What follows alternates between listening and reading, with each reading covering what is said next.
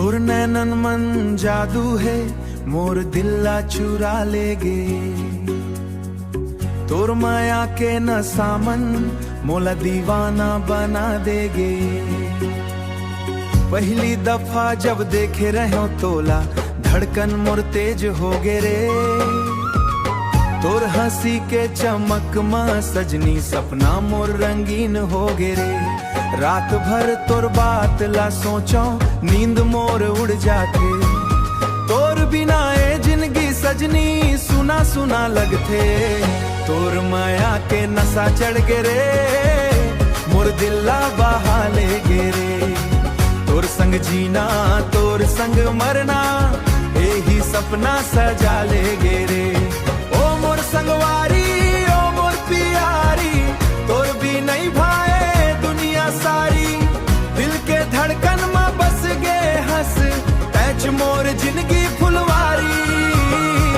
चांदनी रात में हाथ पकड़ के संग संग घूमन जाबो रे।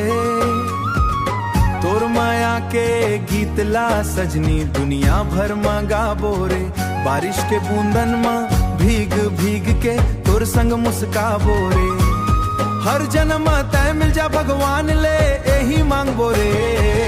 तोर माया के नशा चढ़ गे रे, मोर दिल्ला बहा ले गे रे।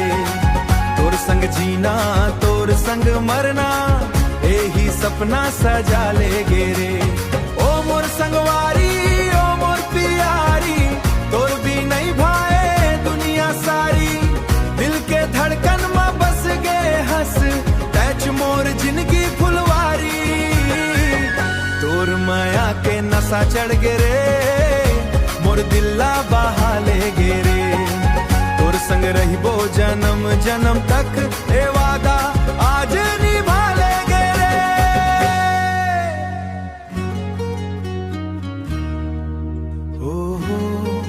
ओ हो तोर माया के नशा मोर दिल में बसा।